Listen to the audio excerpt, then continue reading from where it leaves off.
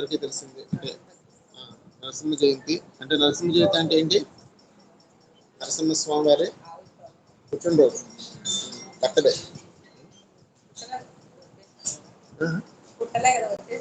అదే పుట్టడం అంటే ప్రకటన అవుతాం అనమాట. పుట్టడం అంటే మనం మనం అయితే దాన్ని ప్రకటన అవుతాం, పుట్టడం అంటారు. భగవంతుడు అయితే దాన్ని ఆవిర్భావం అంటారు అనమాట. ఆఖరికి దేవకి వసుదేవులకి కూడాను, తర్వాత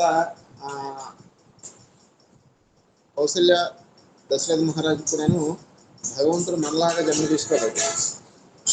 అంటే తల్లిదండ్రులు ఉన్నంత మాత్రాన భగవంతుడు మనలాగా జన్మ తీసుకున్నారని మనం అనుకోవడానికి వీల్లేదు. ఎవరైనా కింద కూర్చోవడానికి ఇబ్బంది అయిన వాళ్ళు అక్కడ కూర్చోవచ్చు, ఇక్కడ కూడా కూర్చోవచ్చు, ఇబ్బంది లేదు, మొహమాటం ఏం లేదు. సౌకర్యంగా కూర్చోండి, అర్థమైందా? కానీ మాట్లాడకుండా కూర్చోండి. ఒకవేళ మీరు మాట్లాడాలనిపిస్తే ఏం చేయాలి? లోపలికి వెళ్ళండి. లోపల 2 గదులు ఉన్నాయి. ఇంకా గట్టిగా మాట్లాడాలి, ఆడుకోవాలనుకుంటే పైన ఉంది, బయట ఉంది.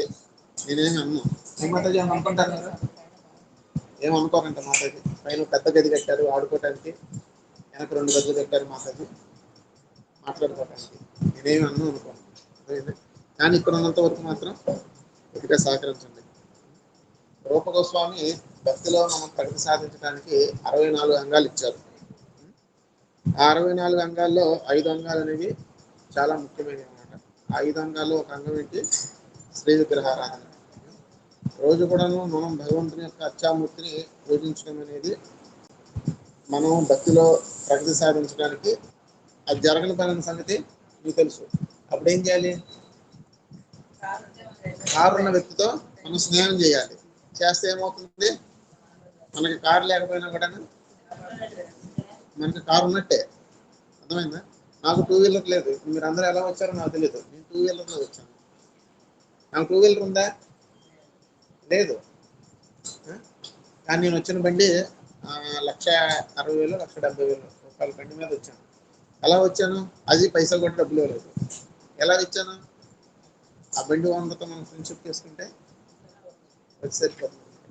అలానే మనం భగవంతుని రోజు అర్చించాలి. అర్చించినప్పుడు ఏం చేయాలి? చేయలేనప్పుడు ఏం చేయాలి? చేస్తే ఫ్రెండ్షిప్ చేస్తే ఏమవుతుంది? ఇప్పుడు రాలా? అప్పుడప్పుడు సంగతి ఏంటి? ఈ విధంగా మనకి ఆ సేవలో మనం పాలు పంచుకునే అవకాశాలు మనకి వస్తాయన్నమాట. లేకపోతే మనం ఏం చేస్తుంటాం? ఈ పాటికి వీడియో గేమ్, టీవీ పెట్టుకునేదో. మా సమయంలో రుతురాగాల సినిమా చూసేవాళ్ళు, నాటిక, తర్వాత పిన్ని, తర్వాత ఇప్పుడు ఏమొస్తున్నాయో నాకు తెలియదు. కాబట్టి పుస్తకం తీయంగానే ఇందులో విగ్రహారాధన చేయాల్సిన విషయాలు వచ్చినాయి, కానీ మనం అవన్నీ చెప్పుకోవద్దు. తర్వాత అందువల్ల మనం విగ్రహారాధన చేయటం వల్ల ఏమవుతుంది? మనం ఆధ్యాత్మికంగా త్వరగా పైకి వస్తాం అన్నమాట. అయితే నరసింహస్వామి యొక్క చరిత్ర గురించి భాగవతము 7వ స్కంధంలో చెప్పారు. 7వ స్కంధంలో నరసింహస్వామి గురించి చెప్తారన్నమాట. అసలు నరసింహస్వామి గురించి ఎందుకు చెప్పాల్సి వచ్చింది? ఎవరు చెప్పారు? సుఖదేవ గోస్వామి పరీక్షిత్ మహారాజు చెప్పారు. ఎందుకు చెప్పారు? చెప్పవలసిన అవసరం ఏంటి? ఎందుకు వచ్చింది? కాదు, పరీక్షిత్ మహారాజుకి ఒక అనుమానం వస్తుందన్నమాట. 6వ స్కంధంలో వృత్రాసురుని యొక్క చరిత్ర వస్తుంది. వృత్రాసురుడు ఎవరు? ఆయన గొప్ప భక్తుడు.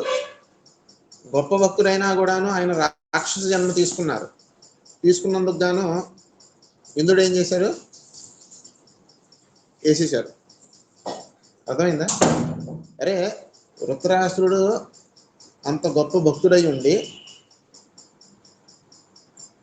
రాక్షస జన్మలో పుట్టినంత మాత్రాన ఆ విధంగా ఇంద్రుని చేత వధింపబట్టడం అనేది తప్పు కదా. అంటే దీన్ని బట్టి మనకి ఏమర్థం అవుతుంది?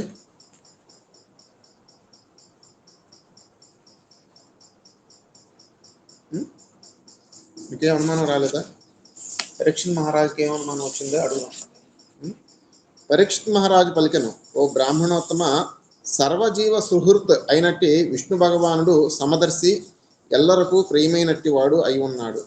అయినచో అతడేల సామాన్య మానవుని వలె ఇంద్రపక్షపాతి అయి ఇంద్రుని కొరకు శత్రువును వధించెను. సమదర్శి అయిన వాడు కొందరు ఏడ పక్షపాతము ఇంకొరి ఏడ వైరభావము కలిగి ఎట్లా ఉండగలడు? ఏమడిగారు? పరీక్షిత్ మహారాజ్ సుఖదేవ గోస్వామిని అడుగుతున్నారు. భగవంతుడు అనేవాడు ఎవరు? సమదర్శి. సమదర్శి అంటే అందరినీ సమానంగా. ఎందుకు చూడాలి? సమానంగా చూడాల్సిన అవసరం ఆయనకేంటి? మనందరికీ కూడాను తండ్రి అతనే, భగవంతుడే. కాబట్టి మిమ్మల్ని ఎలా సృష్టించాడో నన్ను అలానే సృష్టించాడు. ఒక తల్లి 10 మంది సంతానాన్ని కందనుకోండి, అందరినీ కూడాను సమానంగానే చూస్తారనమాట. ఒకరిని ఎక్కువ ఒకరిని తక్కువ కాదు. అవునా? మరి అట్లానే భగవంతుడు ఎవరికి తండ్రి? దేవతలుగా దానవులుగా? మరి అలాంటప్పుడు ఇద్దరిని సమానంగానే చూడాలి కదా. మళ్ళా ఇక్కడ చాలా విచిత్రమైన విషయం ఏంటి? ఉత్తరాసురుడు ఎవరు? భగవద్భక్తుడు. అర్థమైందా? ఇంద్రుడు అంతటి వాడే వృత్రాసుడికి నమస్కారం చేశాడు అనమాట. మరి అంతటి గొప్పవాడైన వాడు విష్ణు భగవానుడే ఇంద్రుడి చేత చంపించేశాడు. మరి అది పక్షపాతం కదా. కేవలం రాక్షసుడు అన్న కారణం చేత ఆ విధంగా చేయొచ్చా? చేయకూడదు.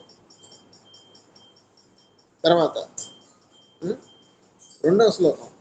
విష్ణు భగవానుడు స్వయంగానే పరమానంద నిధి అయి ఉన్నాడు కనుక దేవతల పక్షం వహించడం వలన అతనికి ఎట్టి లాభం కలగగలదు? భగవంతుడు ఎవరు? ఆత్మారాముడు. మనం ఎవరు? ఇంద్రియారాములు. భగవద్గీతలో శ్లోకంలో ఒక పదం వస్తుంది, ఇంద్రియారామం అని వస్తుంది. ఇంద్రియారామం అంటే ఏంటి? మన ఆనందం దేని ద్వారా వస్తుంది? ఇంద్రియాల ద్వారా వస్తుంది. ఇంద్రియాలు అంటే ఏంటి? కన్ను, చెవి, ముక్కు, నోరు, నాలుక. నాలుక ద్వారానే మనకు ఆనందం వస్తుంది.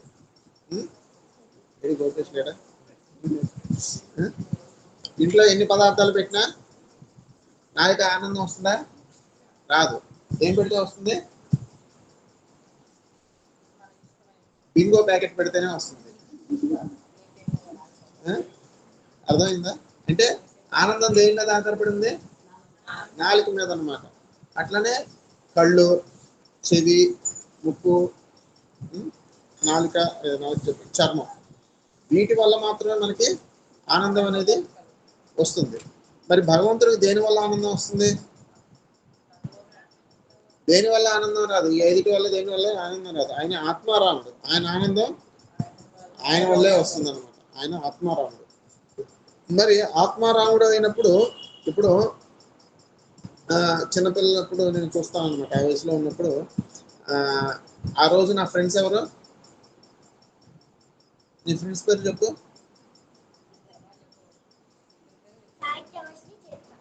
చూసారా? ఈ అమ్మాయి బ్యాడ్ గర్ల్. అదే నన్ను అడిగారు అనుకోండి ఆ వయసులో నా ఫ్రెండ్స్ ఎవరని, ఎవరి జేబులో చాక్లెట్లు ఉంటే ఆ రోజుకి నా ఫ్రెండ్. అది గుడ్ గర్ల్. అర్థమైందా? ఎవరు లెక్క తెచ్చుకుంటే వాళ్ళే మన ఫ్రెండ్స్. అర్థమైందా? ఎందుకని? నేను ఎప్పుడో తెచ్చుకున్నప్పుడు నాకు కొంతమంది ఉన్నారనమాట. నాకు ఇప్పటికే గుర్తు. వాడి పేరు సుబ్బారావు ఉండేవాడు. నా జేబులో ఎప్పుడు డబ్బులు వాడికి ఎలా తెలుస్తుందో నాకు తెలిసేది కాదు. జేబులో డబ్బులు అంటే నా చుట్టూ తిరిగేవాడు అనమాట. ఆ రోజు నా దగ్గర డబ్బులు లేకపోతే ఎవరి దగ్గర డబ్బులు ఉంటే వాడు ఆయన దగ్గర తిరుగుతూ ఉండేవాడు. నాకు భలే ఆశ్చర్యంగా ఉండేది అనమాట. అంటే చిన్న వయసు మనకు అర్థమయ్యేది కాదనుకోండి, కొద్దిగా పెద్ద అయిన తర్వాత నాకు అర్థమైంది. అట్లా నేను ఇంటర్మీడియట్ చదివేటప్పుడు కూడాను నాకు ఒక ఫ్రెండ్ ఉన్నాడు, పేరు వద్దులండి. అయితే వాడు ఏం చేసేవాడు అంటే చాలా తెలివైన వాడు అనమాట. నా దగ్గర డబ్బులు ఉన్నాయనుకోండి, బయటకి ఎక్కడికైనా తినడానికి వెళ్ళేవాడు. అప్పుడు డబ్బులు ఎవరు ఇవ్వాలి? నేను ఇవ్వాలి. అదే వాడి దగ్గర డబ్బులు ఉన్నాయనుకోండి, ఎవరు ఇవ్వాలి? వాడు ఇవ్వాలి కదా. వాడేం చేసేవాడు? వాడి దగ్గర డబ్బులు ఉన్నప్పుడు అరే ఇవ్వరా, నీ దగ్గర ఉంచరా అని 10 రూపాయలు నాకు ఇచ్చేవాడు. ఉదయాన్నే నేను జేబులో పెట్టుకునేవాడిని. సాయంత్రం ఏం చేసేవాడు? మధ్యాహ్నం అరే బయటకు వెళ్దాం రారా అనేవాడు. డబ్బులు ఎవరు పెట్టుకోవాలి? డబ్బులు ఎవరి దగ్గర ఉన్నాయి? వాడిది. కానీ వాడు తెలివిగా ఏం చేసేవాడు? నా చేత డబ్బులు ఖర్చు పెట్టించేవాడు. ఇప్పుడు తర్వాత నేను అందులో నుంచి ఆ డబ్బులు ఇప్పుడు ఆ 10 రూపాయలు ఖర్చు పెట్టి కాక ఆ 10 రూపాయలు తర్వాత ఇవ్వాలి, ఇందులో మళ్ళీ 5 అడిగి ఇవ్వాలి. అంటే నాకు ఎంత నష్టం? 5 నష్టం. ఏది వాడి ఎంత తెలివైన వాళ్ళు ఉండేవాళ్ళు అనమాట చుట్టూ. అలా అలా స్థాయిలు కూడా ఆఖరిని ఉద్యోగం చేసే రోజుల్లో కూడా ఆ స్థాయిలు ఉండేది. ఎందుకని మనందరం కూడాను ఆనందం అనేది భౌతికమైన వాటి మీద మనం తెచ్చుకుంటాం కాబట్టి ఆ విధంగా చేస్తాం. మరి భగవంతుడికి ఆ అవసరం ఉందా? లేదు. ఇప్పుడు దేవతలతో స్నేహం చేస్తే భగవంతుడికి ఏమొస్తుంది? అది మనం చేస్తే ఏమొస్తుంది చెప్పండి? దేవతలతో స్నేహం చేస్తే మనకి ఏమొస్తుంది? అది ఏమొస్తాయి? అమృతం వస్తుంది, అవునా? కానీ ఆయనకి అమృతం అవసరం ఉందా? లేదు. మరి ఈ ప్రకారము అతడు ఎట్టి ప్రయోజనం సాధింపగలడు. మత అయిపోయిన వెంటనే చెప్పేసింది. అదే అంతా అయిన తర్వాత మీరు చెప్పేస్తే నేను ఆపేస్తాను. అప్పుడు ఒక 2 నిమిషాల ముందు చెప్పండి. నిర్గుణుడైన అతనికి అసురుల భయం ఎందుకు? వారి ఎడ ఆ దేవదేవుడు ఎట్లు వైరమును పూనగలడు. భగవంతుడు నిర్గుణుడు. నిర్గుణుడు అంటే ఏంటి? ఏ గుణంలో ఆయనకి లేవన్నమాట. ఇప్పుడు చూడండి, మనం ఏ గుణంలో ఉన్నాం ప్రస్తుతానికి? సత్వగుణంలో ఉన్నాం. ఇప్పుడు వెంటనే హేమామృత టీవీ పెట్టింది అనుకోండి, అందులో నుంచి ఏం పాట? బుల్లెట్ బండి పాట. ఇప్పుడు ఏమొస్తున్నాయి? ఇప్పుడేం పాటలు హేమా? ఏం పాట ఇప్పుడు? బుల్లెట్ బండి అయిపోయింది. ఏంటంటే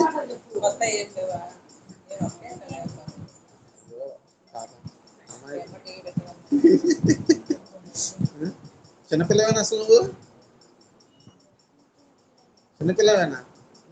మరి చిన్నపిల్లవే అయితే మరి ఆ పాట పెట్టామనుకోండి, ఏమవుతుంది? వెంటనే మనకి రజోగుణం అనేది వచ్చేస్తుంది. అప్పుడు ఈ బుర్రలోకి ఎక్కుతాయా? ఎక్కువ, అవునా? ఇప్పుడు మీలో ఎంతమందికి డ్యాన్స్ చేయాలని ఉంది?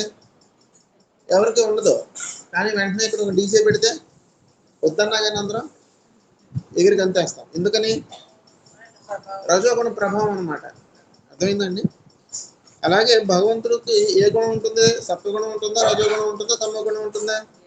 ఏ గుణాలు ఉండవు అనమాట. భగవంతుడి మీద ఎటువంటి గుణము ప్రభావితం చేపించదు. ఇప్పుడు మనకి ఈర్ష, అసూయ ఒక్కొక్కసారి ఉంటుంది. అంటే వాడికి ఇబ్బంది కలిగించాలి అని, లేకపోతే అరే మనకు లేని వాడికి ఉంది అని. అది ఏ విధంగా వస్తుంది అంటే రజోగుణం వల్ల, తమోగుణం వల్ల వస్తుంది అనమాట. మరి భగవంతుడికి ఏ గుణం ఉంది? ఏ గుణము లేదు, నిర్గుణుడు. మరి అలాంటప్పుడు ఆయనకి భయం ఎందుకు? అసురుల వల్ల. ఇప్పుడు మనం ఎవరినన్నా ఎప్పుడు దండిస్తాం? వాళ్ళ వల్ల మనకి భయం వస్తేనే దండిస్తాం. వాడి వల్ల మనకి ఎటువంటి భయం లేదనుకోండి, పోనీలేరా వానపాములు అంటాడు, వదిలేస్తాం. వానపాము మన ఇంట్లోకి వస్తే ఏమైనా చేస్తామా? ఎందుకు చేయం? అది దానివల్ల మనకి ఎటువంటి హాని లేదు. ఒక్కోసారి మన పిల్లలు ఎవరైనా చంపుతుంటే మనం ఏమంటాం? పోనీరా దాన్ని అంటాం.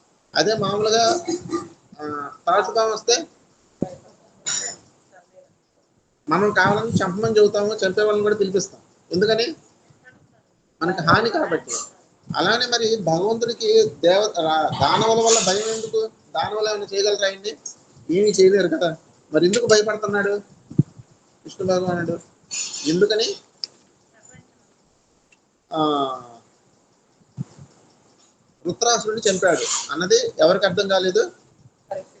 పరీక్షిత్ మహారాజుకి అర్థం కాలేదు. ఈ విధంగా భగవంతుడు మనకు కూడా చాలాసార్లు మనం మన జీవితంలో అనుకుంటూ ఉంటాము, అరే భగవంతుడు ఎందుకు నాయందే కఠినంగా ఉన్నాడు, నా పక్కనోడికి ఎందుకు అనుకూలంగా ఉంటాడు, నాకెందుకు భగవంతుడు కఠినంగా ఉంటాడు. ఈ విషయం ఎవరు అనుకుంటారు? అందరూ అనుకుంటారు. మనం అనుకుంటాం, మన పక్కన చూడ ఆమె ఎంత అదృష్టవంతరాలో అని మనం అనుకుంటాము. ఆమె అనుకుంటారు, మన పక్కన ఆమె ఇద్దరు అనుకుంటారు, ఒకళ్ళు కాదు. కానీ భగవంతుడు సరే తర్వాత ఇక్కడ చూద్దాం. ఓ మహాభాగ బ్రాహ్మణోత్తమ, నారాయణుడు పక్షపాతియా లేక నిష్పక్షపాతియా అనే విషయం నా గొప్ప సంశయం ఏర్పడింది. ఆ దేవదేవుడు సదా ఉదాసీనుడు, సర్వసముని నిదర్శనం ద్వారా ఆ సంశయము నివారింపును చెప్తున్నారు. ఇది మనం జీవితంలో బాగా నేర్చుకోవాల్సిన గొప్ప లక్షణం ఏంటి? ఉదాసీనత. ఉదాసీనత అంటే ఏంటి?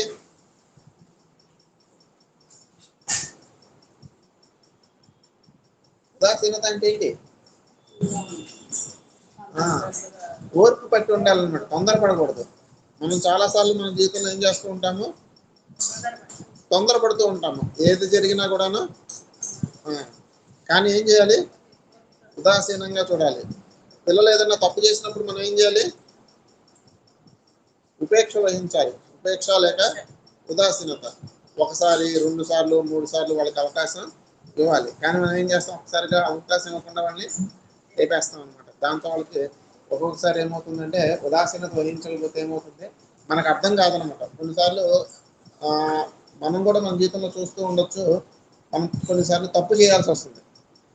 కానీ ఆ తప్పు ఎందుకు చేశాము అన్నది ఎదుటి వాళ్ళు అర్థం చేసుకోలేని పరిస్థితులు కూడా ఉంటూ ఉంటుందన్నమాట. అప్పుడు ఏం చేయాలి? మనం ఉపేక్ష వహించాలి, అంటే ఉదాసీనత వహించాలన్నమాట. ఇది ఇప్పుడు మనం చదువుకుంటున్నాం కదా, భాగవతం 3వ స్కందం. ఇప్పుడు తర్వాత కూడా వస్తుంది. ఉపేక్ష వల్ల మనకి కలిగే ప్రయోజనాలు. మనం తొందరపడకూడదు. జాగ్రత్తగా నిదానంగా ఉంటే మనకు అర్థమవుతుంది.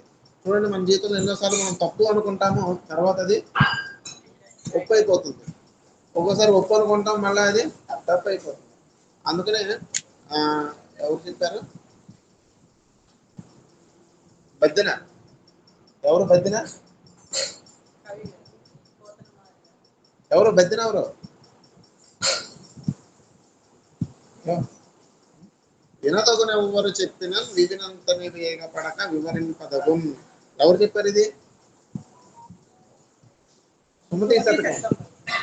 సుమతి శతకం రాసింది ఎవరు? అదనమాట. కాబట్టి మనము భగవంతుడు ఎవరు? సదా ఉదాసీనుడు. ఎప్పుడూ కూడా ఆయన ఏం చేస్తాడు? ఉదాసీనత అంటే చూస్తూ ఉంటాడనమాట. మనం కూడా పిల్లల యందు ఉదాసీనత కలిగి ఉండాలి. ఉదాసీనత అంటే వాళ్ళని కాస్త వదిలేయాలన్నమాట. వదిలేసి చూస్తూ చూస్తూ చూస్తూ ఉండాలి. అలానే భగవంతుడు కూడా చూస్తూ చూస్తూ చూస్తూ ఉంటాడు. ఒక్కసారిగా ప్యాటర్న్ వేస్తాడు అనమాట. కానీ మనం ఏం చేస్తాం? తొందరపడి వేసేస్తూ ఉంటాం మొదటే. అందుకనే చూడండి, మీలో ఎప్పుడైనా సరే చాలా మందికి కష్టాలు వస్తాయి. కష్టాలు ఎప్పుడు వస్తాయి తెలుసా? ఒక కష్టం వచ్చిందంటే మొత్తం వరుసగా వస్తూనే ఉంటాయి. మళ్ళా సుఖం వచ్చిందంటే వరుసగా వస్తూనే ఉంటాయి. ఏంటంటే భగవంతుడు ఉపేక్ష చేస్తాడనమాట. అందుకనే మనం తప్పు చేసినా కూడా వెంటనే మనకు కొన్నిసార్లు ఫలితం అనేది రాదు. ఇప్పుడు చూడండి, ఇప్పుడు ఉంది పడిందా? పడిందా? అలానే తప్పులు చేస్తూ ఉంటాం ఇక్కడ దాకా వచ్చే వరకు కూడా పడం అనమాట. మనం ఏమనుకుంటాం? అనుకుంటాం. కానీ ఒక్కసారి కూడా అట్లా పడ్డాడు అంటే లెవెన్ కూడా లేవడు. మీరు చాలా మందిని చూడొచ్చు జీవితంలో, ఎంతో మంది పెద్ద పెద్ద వాళ్ళని. ఉదాహరణకి సత్యం టెంపుల్ ఎవరున్నారు? సత్యనారాయణ గారు తెలుసా? అలాంటి వాళ్ళు ఇంకా చాలా మంది పెద్ద పెద్ద మీరు జీవితంలో పెద్ద గొప్ప వ్యక్తులు కావాలంటే ఏం చేయాలి? గొప్ప వాళ్ళు ఎలా బతికారో తెలుసుకోవాలి. మీరు గొప్ప వాళ్ళు ఎలా బతికారో తెలుసుకోకుండా మీ జీవితంలో మీరు గొప్ప వాళ్ళు కాలేరు. అర్థమైందా? చాలా మంది చరిత్రలు చూసుకోవాలన్నమాట. మోక్షగుండ విశ్వేశ్వరయ్య గారు కానీ, లేకపోతే ఇంకా చాలా మంది ఉన్నారు. వాళ్ళందరి జీవిత చరిత్రలో మీరు చదువుకోకుండా మీరు గొప్ప వాళ్ళు అవడం జీవితంలో అది జరగనిదండి. నేను కావాలంటే రాసిస్తాను, చూసుకోండి. కాబట్టి భగవంతుడు ఏం చేస్తారు? నిష్పక్షపాతం అనమాట. చూస్తూ ఉంటాడు. కొడితే దెబ్బ కొడితే మళ్ళా పైకి వెళ్ళడు. అప్పటి వరకు కూడా భగవంతుడు వేస్తూ ఉంటాడు అనమాట. నేను చాలా మందిని చూస్తూ ఉంటాను. నేను ఒకరోజు అడిగారనమాట, ప్రభుజీ, మనం ఎన్నో పూజలని పునస్కారాలని ఎంతో చేస్తూ ఉంటాము, మనకేమో ఇన్ని కష్టాలు లేదంటే ఇన్ని ఇబ్బందులు వస్తాయి. కానీ నాకు తెలిసిన ఒక ఆయన ఉన్నాడు, ఉదయం లేస్తే సాయంత్రం వరకు గుడికి వెళ్ళడు, ఏం చేయడు, లేకపోతే ఎటువంటి మంచి పని చేయడు. మరి వాళ్ళ జీవితం చూస్తే ఎంత ఆనందంగా ఉంది, వాళ్ళ కుటుంబం చూస్తే ఎంతో సంతోషంగా ఉంది.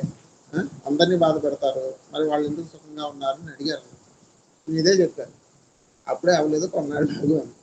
5 సంవత్సరాలు 6 సంవత్సరాల తర్వాత మళ్ళీ వాళ్ళు నాకు ఫోన్ చేశారనమాట. వాము నాకు ఆ బతుకు వద్దు అని. అర్థమైందా?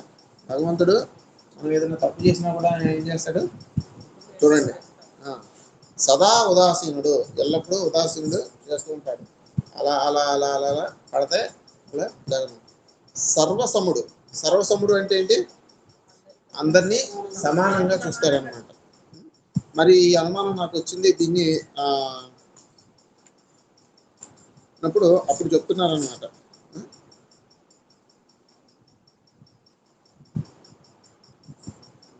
6వ శ్లోకంలో చూడండి. విష్ణు భగవానుడు సదా భౌతిక గుణములకు పరైనందున నిర్గుణుడని పిలువబడను. మనకి మీద భౌతిక గుణాలు అనేవి ప్రభావితం చూపిస్తాయి. అజుడైన కారణంగానే రాగద్వేషాలకు లోనేది భౌతిక దేహం అతనికి లేదు. భౌతిక స్థితి సదా అతీతుడయ్యను. ఆత్మమాయ ద్వారా అవతరించిన అతడు బాహ్యముకు బద్ధ జీవుని వలె కర్తవ్య బాధ్యతను స్వీకరించి సామాన్య మానవునిగా వర్తిస్తాడు.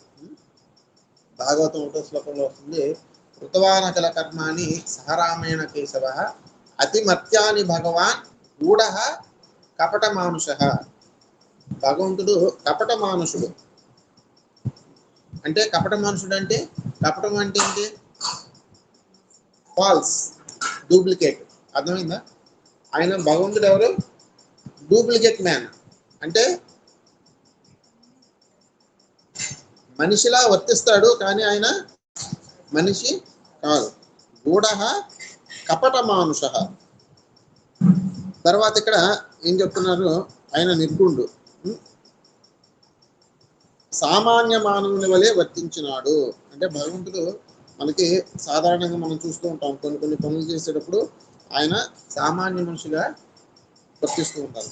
పరీక్ష మహారాజా సత్వరజస్తమములను త్రిగుణములు ఈ భౌతిక జగత్తుకే చెందినట్టువి. అవి దేవదేవుని తాకనైనా తాకవు. ఆ గుణములు ఏకకాలంలో వృద్ధి చెంది కానీ తగ్గి కానీ పనిచేయవు. అంటే ఈ త్రిగుణాలు అనేవి భగవంతుని మీద ఎట్టి పరిస్థితుల్లో పనిచేయవు. ఆ విధంగా భగవంతుడి గురించి చెప్తూ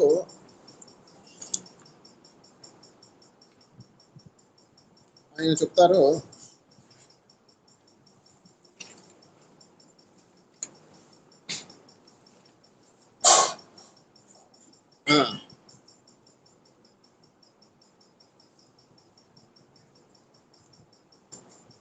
రాజా పూర్వము ధర్మరాజు రాజసూయాగం చేసినప్పుడు అతనికి ప్రశ్నకు బదులుగా దేవర్షియకు నారదుడు భగవంతుడు దానవులను వధించినను ఎట్లు నిష్పక్షపాతి యోగను చూపుటకు దృష్టాంతంగా ఒక ఇతిహాసము చెప్పెను. ఇప్పుడు పరీక్ష మహారాజు సుఖదేవ గోస్వామిని ఏ ప్రశ్న అయితే అడిగారో అదే ప్రశ్న అంతకుముందు ఎవరు అడిగారు? ధర్మరాజు అడుగుతారు. ఎవరిని? నారదుని అడుగుతారనమాట. అప్పుడు నారదుడు ఒక విషయం చెప్తారు. అదే విషయాన్ని నేను నీకు చెప్తాను. దీన్ని ఏమంటారు? పరంపర అంటారు. సాధారణంగా మనం ఏం చేస్తాము, ఏదైనా ఒక విషయాన్ని మనం గొప్పగా చెప్పుకుంటూ ఉంటాం, కానీ గొప్ప వాళ్ళు ఏం చేస్తారు? ముందు వాళ్ళు ఏదైతే చెప్పారో అదే విషయం చెప్తారు. అదే పరిస్థితిలో మనం ఉంటే ఇది నా గొప్పతనంగా మనం చెప్తూ ఉంటాం. కానీ ఇక్కడ ఏం చెప్తున్నారు? ధర్మరాజు అడిగిన ప్రశ్నకి చెప్తున్నాను. ఈ ధర్మరాజు ఎప్పుడు అడిగారు ఈ ప్రశ్న? రాజసూయ యజ్ఞం జరిగినప్పుడు అడిగారు అనమాట. రాజసూయ యజ్ఞం జరిగినప్పుడు శిశుపాలుడు 3 తప్పులు చేస్తారు. 3 తప్పులు చేసినప్పుడు శ్రీకృష్ణ భగవానుడు శిశుపాలుడిని సంహరిస్తారు. సంహరించినప్పుడు ఏం జరిగింది? శిశుపాలులోని జ్యోతి, ఒక తేజస్సు వచ్చి అది భగవంతునిలో లీనమైంది. అంటే అర్థం ఏంటి? అతనికి సాహిత్య ముక్తి అనేది వచ్చింది. అరే శిశుపాలుడు ఏం చేశాడు?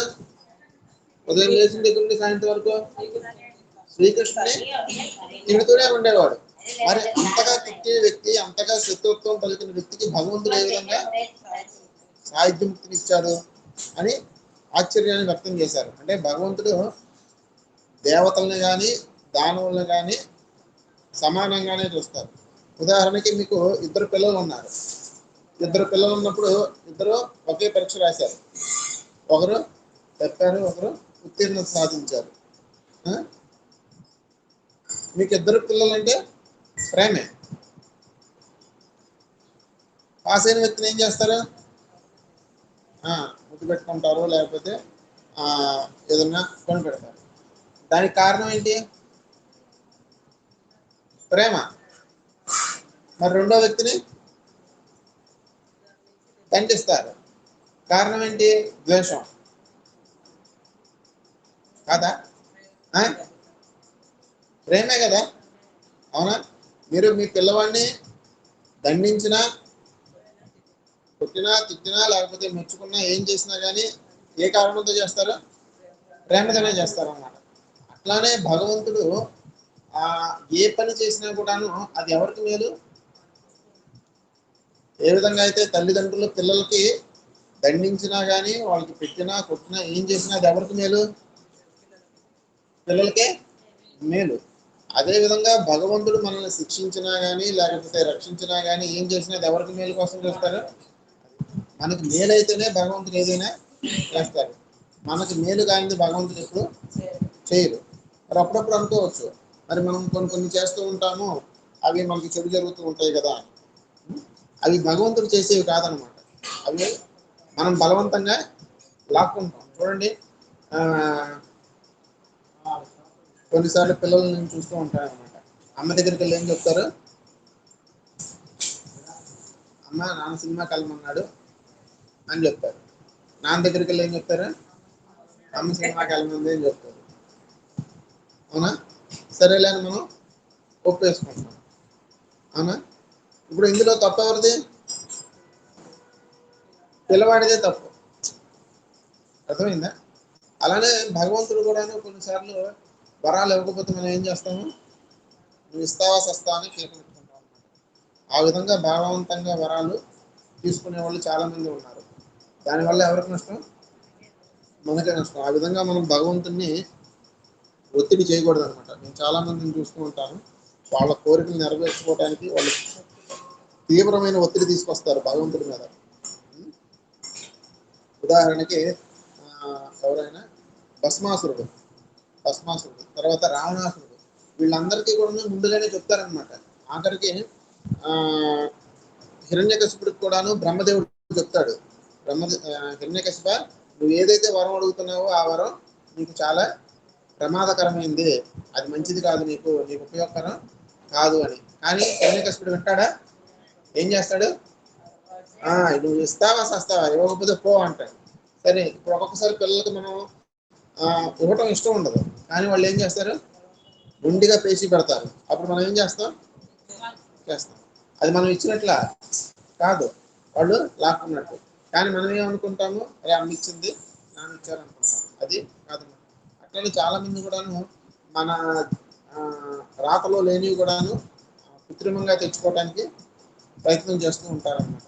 దానివల్ల అట్లనే మీకు తర్వాత భాగవతంలోనే ఒక శ్లోకం వస్తుంది, హర్షశోక అని స్టోరీ వస్తుంది. అప్పుడు కూడా మనం చదువుకుంటాము. హర్షశోకుడు అంగీరముని ఒకసారి వస్తారనమాట. అంగీరముని వచ్చినప్పుడు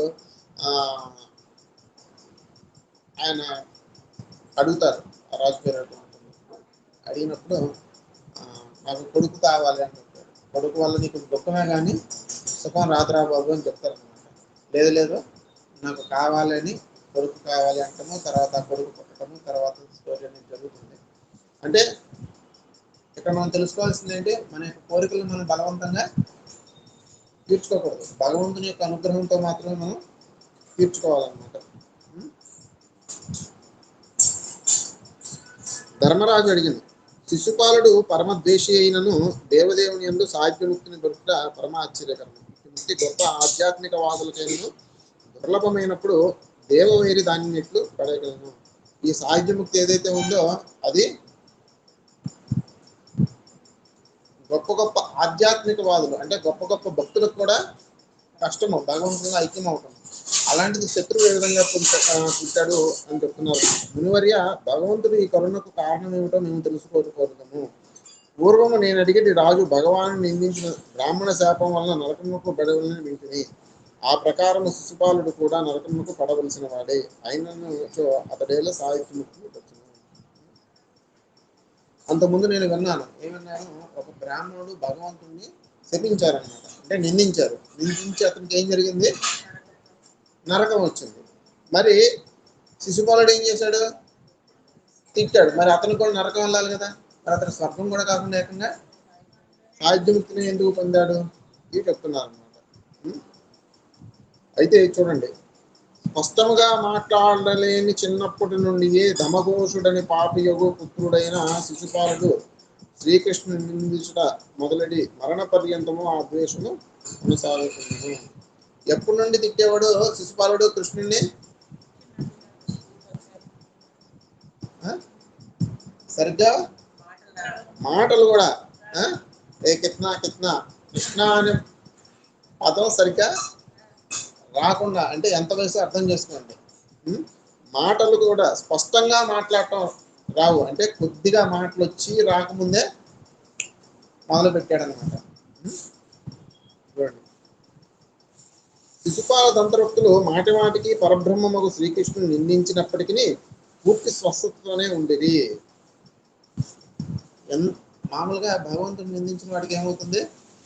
అనారోగ్యం కానీ వాడికి ఏదైనా కలుగుతుంది. కానీ వాళ్ళిద్దరికి ఎటువంటి అనారోగ్యం లేదు. వారి నాలుకలకు శ్వేత పుష్టి రోగం రాలేదు, వాళ్ళ నాలుకలకి ఏమి రాలేదు.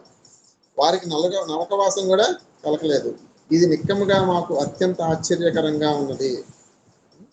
సాధారణంగా ఎవరైతే భగవంతుని నిందిస్తారో వాళ్ళకి ఏమవుతుంది? నష్టం కలుగుతుంది అనమాట. ఆరోగ్యపరంగా కానీ ఐశ్వర్యపరంగా కానీ వాళ్ళకి నష్టం కలుగుతుంది. కానీ వాళ్ళకి ఎటువంటి కలగలేదు. దుర్వగ్రాహ్య స్వరూపుడకు శ్రీకృష్ణు యందు మహనీయుల సన్నిధిలో శిశుపాల దంతరక్తులు అతిసులభంగా ప్రవేశించడం ఎట్లు సాధ్యపడను? ఈ విషయం నిస్సందేహంగా మహాద్భుతమైనది. నిజమునకు నా బుద్ధి ఇప్పుడు గాలిచే చెదన దీపం వల్లే కల్ప చెందింది. ఓ నారదముని, నీవు సమస్తము ఎరుగుదవు. ఈ మహాద్భుత సంఘటనకు కారణం ఏమిటో దయచేసి నాకు తెలియజేయము అని చెప్తున్నారన్నమాట.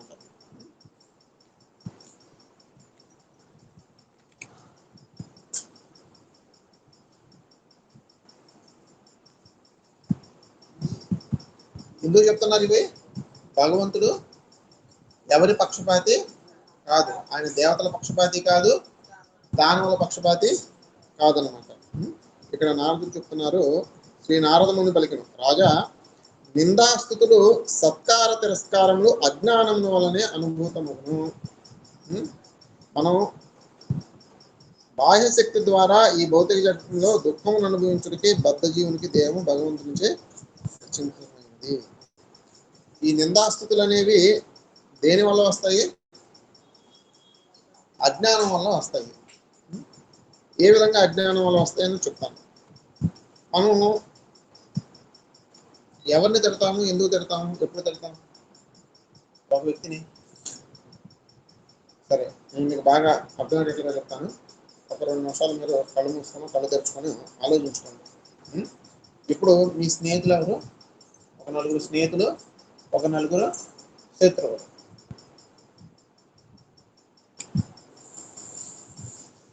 అర్థమైందా?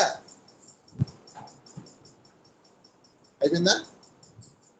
ఇప్పుడు ఒక 4 సంవత్సరాల క్రితం మీ స్నేహితులు, మీ శత్రువులు.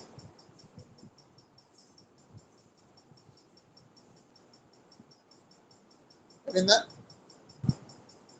చూడండి, మీ స్నేహితుల్లో కొంతమంది ఇప్పుడు స్నేహితులు అనుకునే వాళ్ళు అప్పుడు శత్రువులు అయి ఉండొచ్చు, అప్పుడు శత్రువులు అనుకునే వాళ్ళు ఇప్పుడు స్నేహితులు అయి ఉండొచ్చు. అవునా కదా?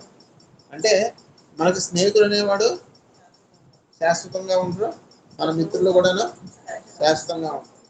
అది కేవలము మన యొక్క అజ్ఞానం వల్లనే వీడు నా స్నేహితుడు, వీడు నా శత్రువు అని మనం అనుకుంటాము, వాడు అనుకుంటాడు అన్నమాట. అందువల్ల వీడు మన స్నేహితుడు కాబట్టి మనం ఏం చేస్తాం? వాడిని పొగుడుతాము. వీడు మన శత్రువు కాబట్టి వాడిని మనం తిడతాము, అంతే. కానీ మనకి శత్రువు ఎవరున్నారు? ఎవరు లేరు. మిత్రులు ఎవరున్నారు? ఎవరు లేరు. ఇప్పుడు మనం ఎవరినైతే మిత్రులు అనుకుంటామో వాళ్ళు ఒకప్పుడు శత్రువులు అవ్వచ్చు, లేకపోతే భవిష్యత్తులో కూడా శత్రువులు అవ్వచ్చు. ఎవరైతే మనం మిత్రులు అనుకుంటున్నామో వాళ్ళు ఒకప్పుడు శత్రువులు అయి ఉండొచ్చు, భవిష్యత్తులో కూడా మిత్రులు అవ్వచ్చు, శత్రువులు కావచ్చు. చెప్పలేము అన్నమాట. రాజా, దేహాత్మ బుద్ధిని కలిగి ఉన్న కారణంగా బద్ధజీవుడు దేహమే తానయు దేహ సంబంధంలో గల సమస్తము తనదనయు భావించును. ఈ వైషమ్యము వల్లనే అతనికి ప్రశంస దండనము వంటి ద్వంద్వములు కలుగుచుండును. ఇవన్నీ కూడాను దేహాత్మ భావన వల్లే వస్తున్నాయని చెప్తున్నారు. ఈ విధంగా చాలా చెప్తూ ఉంటారు. అలా చెప్పగా రెండవ అధ్యాయం చెప్తారన్నమాట. మొదటి అధ్యాయం మొత్తం అయినప్పుడు హిరణ్యకశిపుడి గురించి చెప్తారన్నమాట.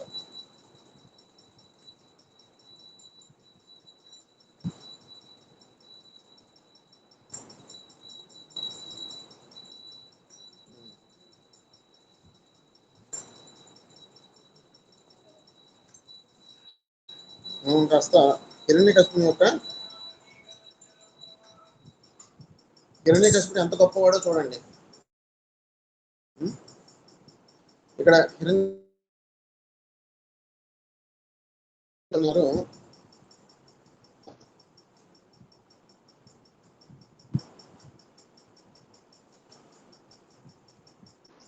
ఇక్కడ 5వ శ్లోకంలో హిరణ్యకశిపుడికి తెలిసింది. ఏం తెలిసింది? వాళ్ళ తమ్ముడిని చంపేశారు. వాళ్ళ తమ్ముడి పేరేంటి? హిరణ్యాక్షుని చంపేశారని చెప్పారన్నమాట. ఎవరు చంపేశారు? శ్రీ మహావిష్ణువు చంపేశారు. దేవదానముల ఎడ సహజ సమత్వ భావన దేవదేవుడు విడిచిపెట్టినాడు. పరమపురుషుడైన అతడిప్పుడు చంచలుడే బాలుడు ఒకని పక్షము వహించినట్లుగా మాయా ప్రభావన భక్తులకు దేవతల ప్రీత్యర్థమే వరాహ రూపం దాల్చినాడు. కనుక నా త్రిశూలంతో విష్ణు శిరస్సును ఖండించి అతని రక్తంతో రుధిర ప్రియుడకు హిరణ్యాక్షుని ప్రసన్న కావించి నేను శాంతిని పొందుతాను. ఇప్పుడు నేను ఏం చేస్తాను? శ్రీ మహావిష్ణువు ఎవరిని చంపారు? నా తమ్ముడు చంపారు. కాబట్టి నా త్రిశూలంతో ఎవరిని చంపుతాను? శ్రీ మహావిష్ణువుని చంపి అతని రక్తంతో నా తమ్ముడి యొక్క ఆత్మకి శాంతి కలుగజేస్తాను అని చెప్తున్నారు అనమాట. అయితే ఏం చేస్తున్నాడు చూడండి, ఎంత తెలివైన వాడు. అప్పుడెప్పుడో హిరణ్యకశిపుడు అనుకున్న పనులన్నీ ఇప్పుడు జరుగుతున్నాయి. వృక్షమూలంలో ఖండించినప్పుడు వృక్షము నేలరాలి దాని శాఖాపతులు సహజంగానే ఎండిపోను. అదే రీతి మాయావి విష్ణువుని నేను వధించగా అతడి ప్రాణమైనట్టు దేవతలు తమ ప్రాణమూలను కోల్పోతారు. నేను దేవతలను ఏమి చేయను. ఎందుకు చేయను? మనం ఒక్కొక్క ఆకుని ఒక్కొక్క ఈకని మనం ఏం చేయాల్సిన అవసరం లేదు. దాని వేళను వేసేస్తే మొత్తం చచ్చిపోతుంది. అట్లానే నేనేం చేస్తాను?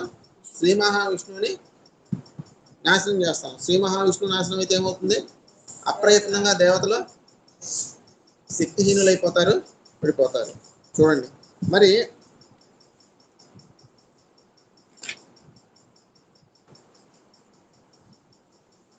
విష్ణువు యొక్క శక్తి నశింపాలంటే ఏం చేయాలి అన్నది చెప్తున్నారు అన్నమాట. విష్ణువు యొక్క శక్తి ఏ విధంగా నశిస్తుంది? ఇప్పుడు అట్లానే ఇప్పుడు పాకిస్తాన్ వార్ జరుగుతుంది.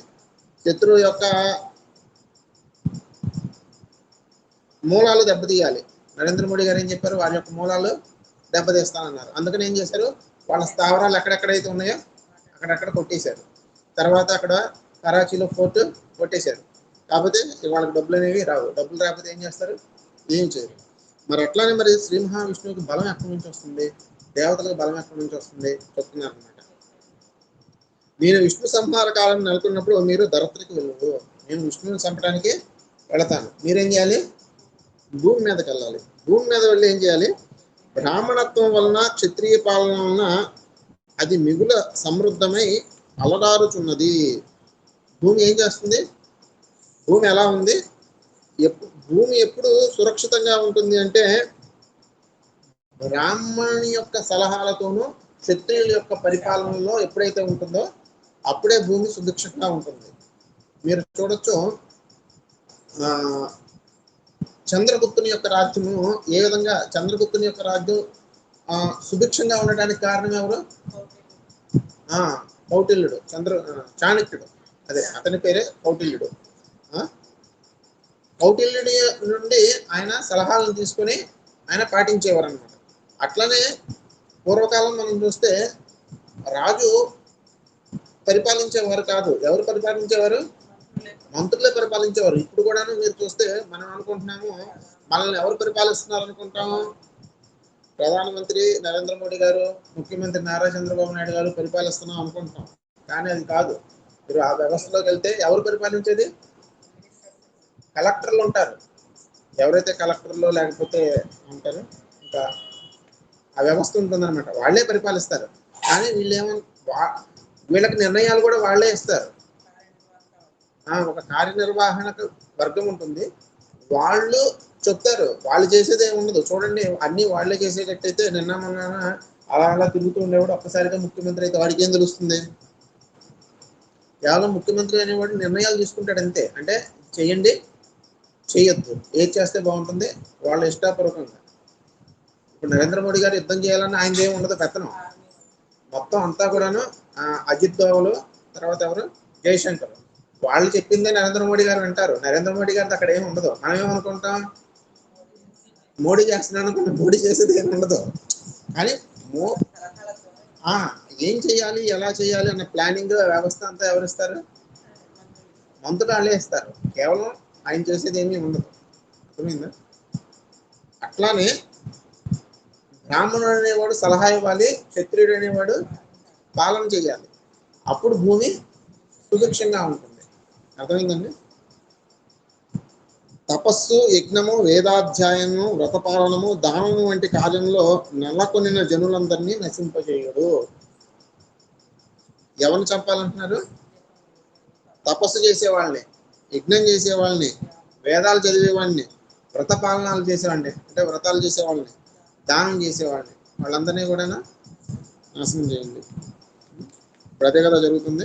తర్వాత యజ్ఞస్వరూపుడకు విష్ణు భగవాను సంతృప్తి పరచడియే బ్రాహ్మణత్వం యొక్క మూల సిద్ధాంతం.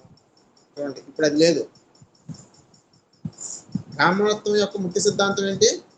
భగవంతుని సంతృప్తి పరచడమే. కానీ ఇప్పుడు ఏమవుతుంది? వాళ్ళని సంతృప్తి పరచడమే మనం తెలిసిపోతుంది. నేను మొన్న ఎక్కడికి వెళ్ళాను?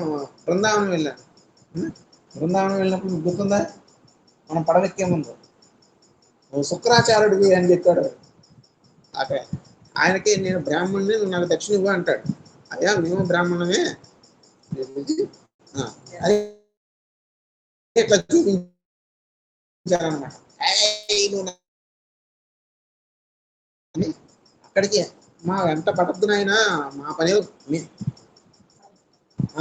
ముందు మనం వస్తున్నప్పుడు అక్కడి నుంచో ఏది ద్వారకాధీశ మందిరం దగ్గర నుంచి 1/2 కిలోమీటర్ మా వెంట పడ్డాడు. అక్కడ మొదలయ్యింది. మీరు రాకముందే నాతో మాట్లాడుతున్నాడు. అప్పటి నుంచి ఇప్పటి వరకు మీకు దండం పెడతారా బాబు, మమ్మల్ని వదిలేరా అంటే,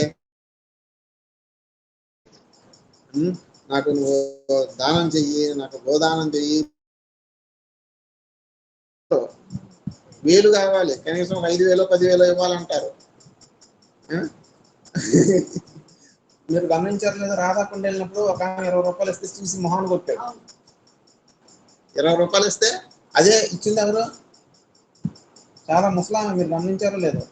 ఎవరో మీరు చూసారా? చాలా ముసలి వాళ్ళు, వాళ్ళంతా బెంగాలీ ముసలి వాళ్ళు. పోనీ మనలాంటి వాళ్ళు అంటే కాస్త ఒంటి మీద బంగారం ఉంది ఏదో అంటే పాపం ఏమైనా అడిగినా అందించండి. వాళ్ళంతా చాలా లేబర్ లాగా ఉన్నారు.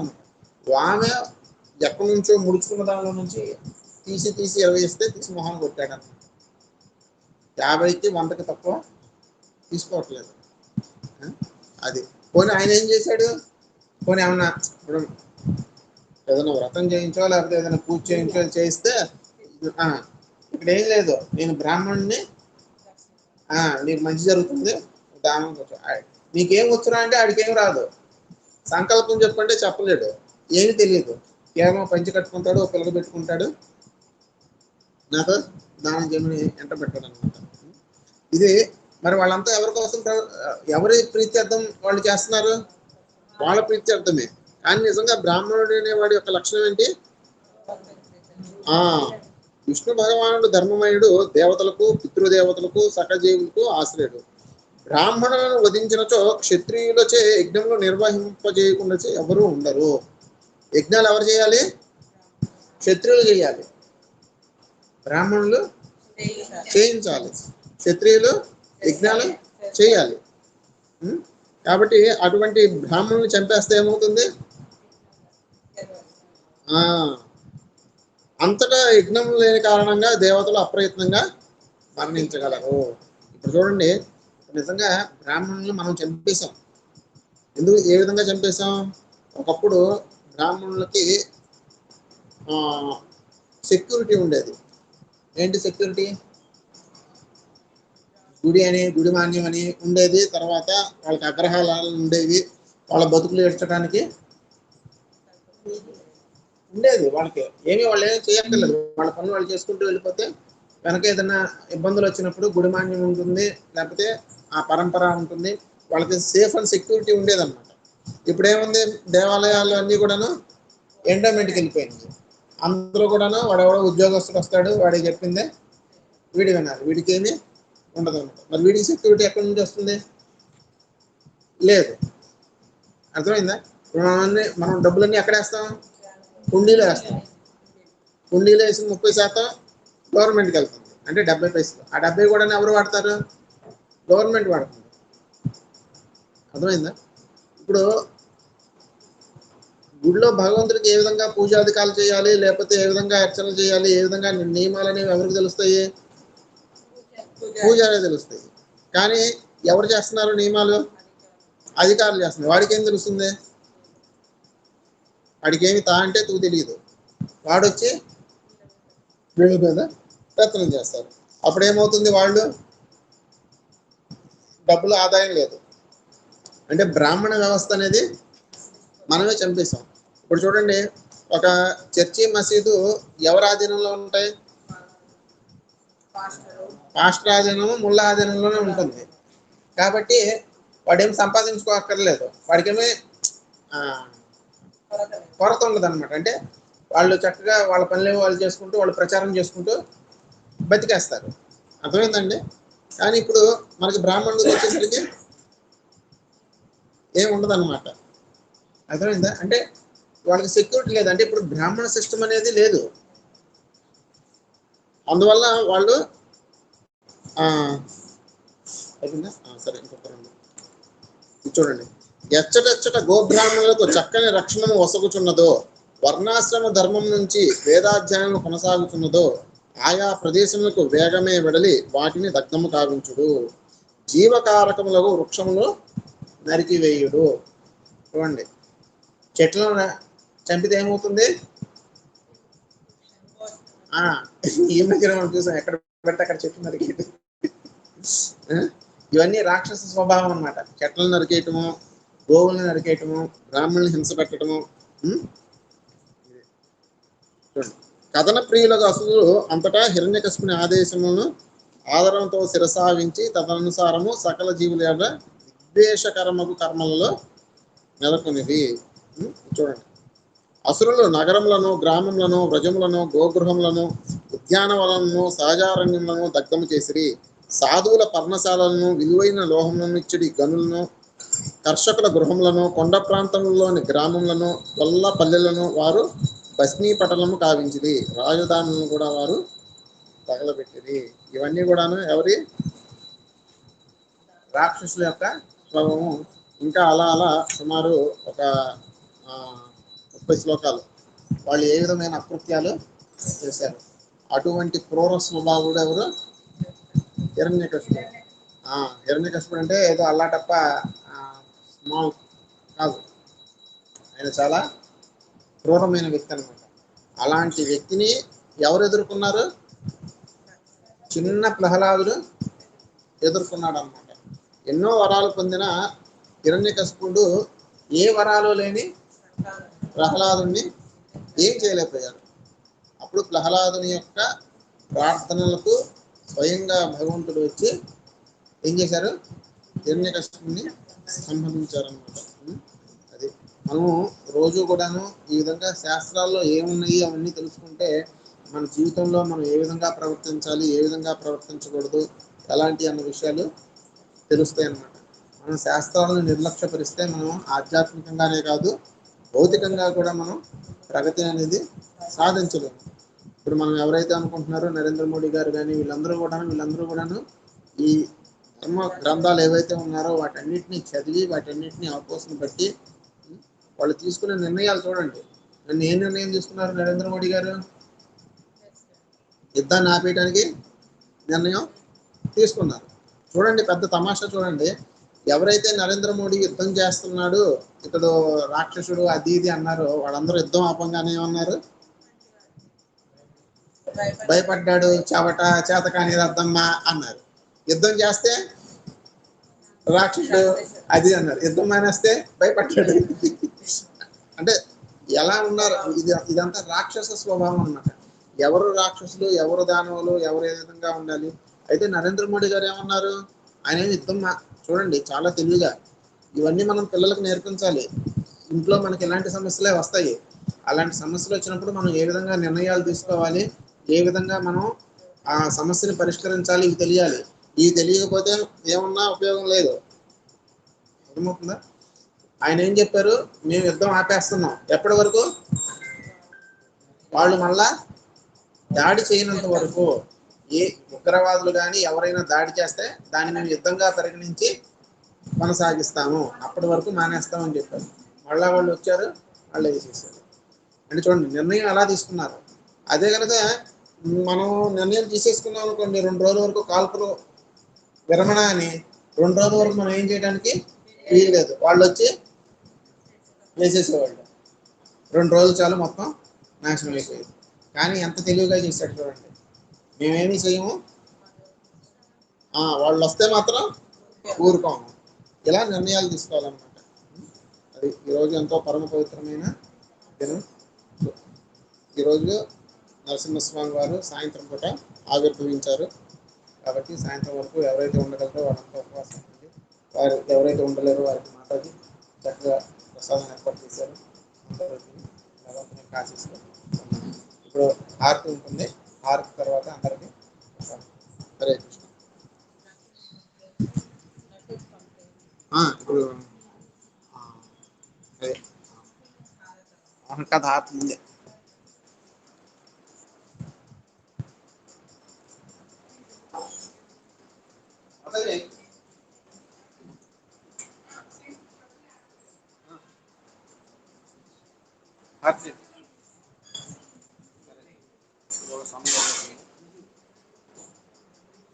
మీరేం చేస్తారు? మీరేం చేస్తారన్నా?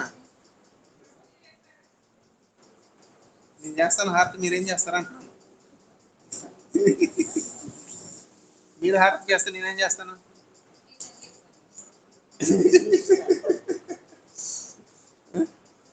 మీరు హారతి చేస్తే ప్రభు ఏం చేస్తాను విన్నారా?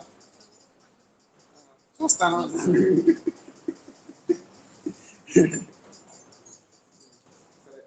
ఇలాగా కాసేపు 2 నిమిషాలు సమయం పడుతుంది. నరసింహస్వామి గారి ప్రణామం.